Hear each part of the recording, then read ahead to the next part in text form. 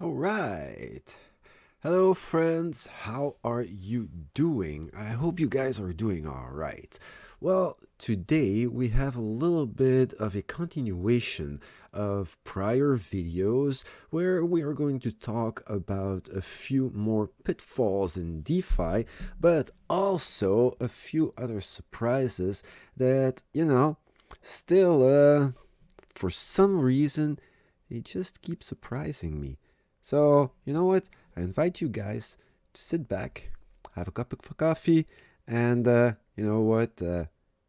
Just chill. We'll talk about DeFi. Yeah, that's gonna be fun.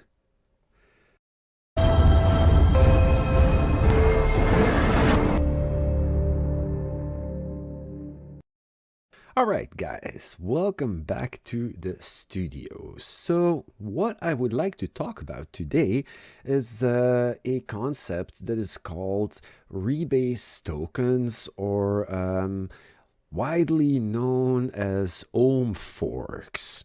So those are the kinds of DeFi projects with extremely high APY, extremely high returns, like really degen numbers, guys.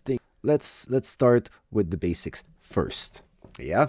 Now, the one example that I'm holding here is Time Wonderland, right? So the idea is that they have a token.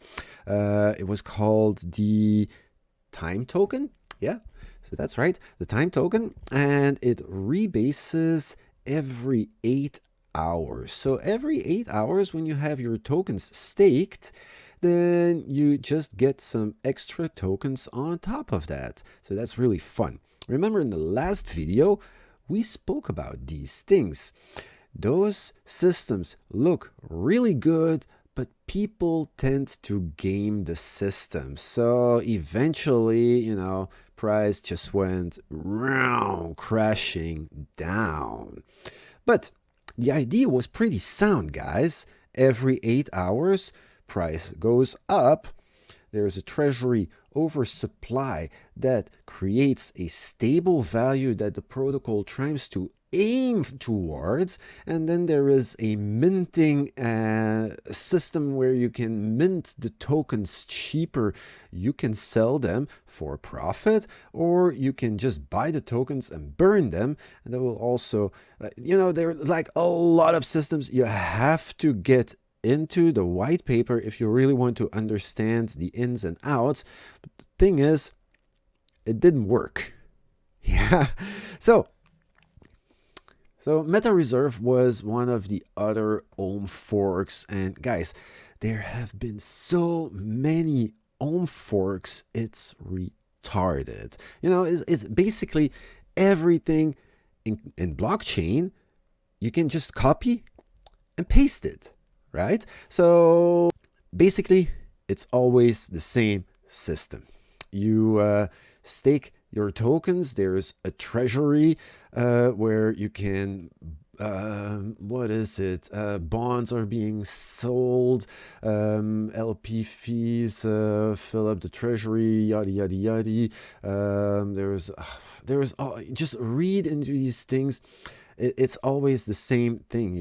You can bond your tokens, you can buy them and like mint them. So the price that you pay goes into the treasury, and then the treasury would be supposedly keeping the price stable. But there you go. That's what I was looking for. So what is protocol controlled value? And that's where it all comes down to, because people think that what they see here as a risk-free value is what the protocol with the treasury is going to back the price with, and the price can never fall below. But this is just the price that the algorithm is going to use to create these bonds and thingy systems. And as long as everybody plays the game correctly, then everything should be fine, right? Yeah. But if the price keeps dropping and dropping and dropping, then what happens? Then this kicks in the protocol controlled value. So the protocol controlled value is the meta reserve treasury. Power can only be minted and burned by the protocol. This also ensures that the protocol can always back one power with one BUSD. So basically, in these projects, the treasury holding only backs the price for $1, right? So you have to remember this when you look at rebase tokens and those high APY rebase protocols. Usually, that's what they are.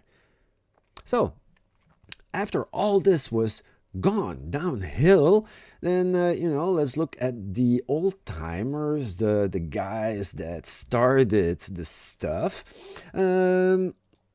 We got Olympus DAO. The Olympus DAO. This is why all these things are being called Ohm forks, because look, the Olympus DAO was the first one. You see, Olympus Ohm, their token also is the Ohm token, right?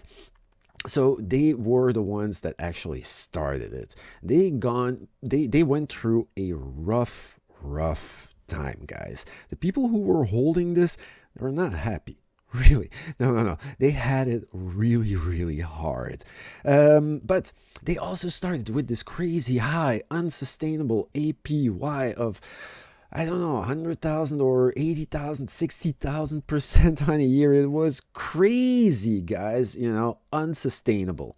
But eventually, shit came tumbling down. And what happened was that everybody started to realize that this didn't work anymore.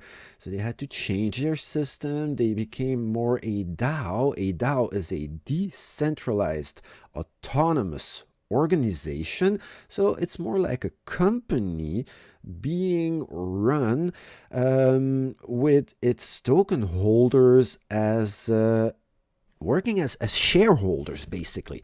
And this is dangerous because eventually the SEC is going to fall on these things and yada yada. I digress again.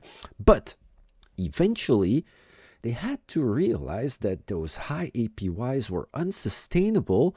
So they started adjusting the APYs to something more sustainable, like, let's say, a measly small 925% on a year, which is not bad, right? But this is more sustainable. And then also they started to add more functionality, more use case for the token, because, otherwise, it just won't work. Money has to come from somewhere, because otherwise we're dealing with a Ponzi scheme. Remember, guys? Okay, so all that being said, are you guys sitting back? Because here comes the project that actually surprised me. Like, it's crazy, guys. Okay? Remember, we talked about high, unsustainable APYs, and then comes in Titano Finance. And this is fun, So basically, they reinvented the wheel, So we're talking about crazy high rebase tokens. Well, they made it even crazier. They created incredibly high APY. So look at this. This is 102,000% annual yield. Guys, so this is insane. This means with $1,000, you become a millionaire by the end of the year. Easy. It's automatic staking and compounding in your wallet. This is something very important to understand. You don't need to stake those tokens. You just buy them, and then you get them in your wallet, and in your wallet, they are making babies. Yeah. They're making new tokens hold for it, 30 minutes. Every 30 minutes, 48 times a day, you get extra tokens in your wallet. So who doesn't love that? Every 30 minutes, this is happening. Now, there's an anti-whale system that will also prevent whales to game the system like every 30 minutes. There are quite some taxes and fees that are charged on top of your transaction. So there's 5% that goes to the risk-free value treasury. There's a 3% that goes for repurchases and stuff. 5% that goes to LP generation. There's a whole lot of stuff. On top of that, there is an audit, which is really good. I prefer to read audits more the way that I used to read white papers when I was checking new blockchains. So let's go over this one, Solidly Finance. Let's have a look-see-doody. What do they say? There's a lot of technical stuff in these things. Okay, so first, there's a little bit of an explanation about what the contract actually does. But here, this part is what I find important. Okay, this is the one that you need to be aware of. These are the controls or the point of controls that the owner or the creator of the contract left into the contract. So there are some things that are not immutable. For instance, the fees could be adjusted at any time. Nobody can stop him from doing that. The risk-free value and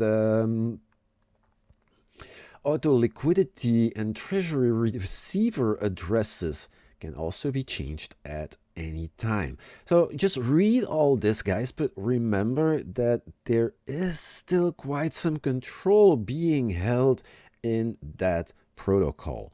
But all being said and done, I actually like this system. You know why? Because this is what the owner actually wanted. He wanted a rebasing token that actually is fun and easy to trade. So yeah, boys, here it is, the Titano price chart. Well, the owner actually wanted to create a token that is actually fun to hold, to buy, and to trade. So, they are incentivizing it to be traded on the market just by having this open mentality of, you don't need to stake it to gain your percentages. It goes really, really fast, so fast that, you cannot just get in and get out quickly together with all the other big guys. So it becomes a lot harder to game the system and have all the people gaming the system on the same time, crashing and pumping the price, because this looks like a pretty tradable chart. Right now the price is actually tumbling really, really hard, yeah, doesn't mean that it's over. I don't know, honestly. This is still not a chart that gives me any kind of worries at all. Yeah, of course, this is very, very early stage. Titano launched the 18th or the 17th of November, and it's holding its price. Basically, it's still within this price range of $0.21 down to $0.08. So basically still holding the range, and it doesn't look like one of those completely crushed down rebase token charts. Let me grab one for you. Like this one here, Time Wonderland. This is what I was talking about. Imagine that you went through this type of crash, suffering from $10,000 down to, what is it? Oh my God, $127 for Time Wonderland. All right, guys. Well, I'm gonna leave it with this. If you have any more interest into rebasing tokens or those Titano forks, because guys, there are so many of these copies going around. Yeah, like this is another one, Warp. Was a really nice project, very, very interesting. And I even tried to make a video of it, but same thing, guys. It's a rebase token, and always the same stuff happens. It launches hard, and then it crashes even worse. So, look at this all-time high. I'm not going to look at this green candle, but all-time high, $2,300, and it went down to $160, my friends, from January till now. So basically, compared to Titano, when we look at the Titano chart,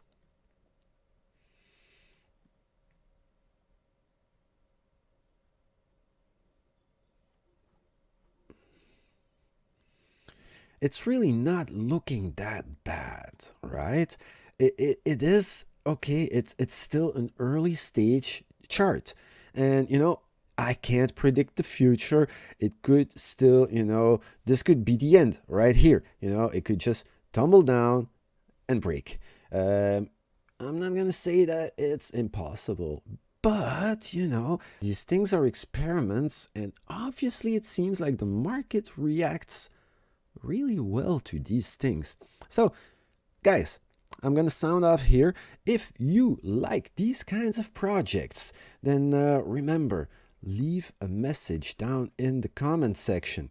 And apart from all that, guys, I really, really, really want to thank you all for joining my channel. This is awesome. This is a blast. If you like this kind of this type of content, Jesus, I still can't talk normally. What the hell is wrong with me? I'm digital and I still have a trouble talking the English. So guys, if you like this kind of content, leave your comments in the section down below. Remember to hit the thumbs up and the subscribe button because it makes me happy. Make me happy, guys. Then I will see you guys on the next video. I do have a lot more interesting stuff packed for you. So remember to follow my channel, and I will see you guys on the flip side. Make sure to do your own due diligence. Always research your projects, and when in doubt, then just give me a shout. All right? See you guys later. Thank you for watching. Bye bye.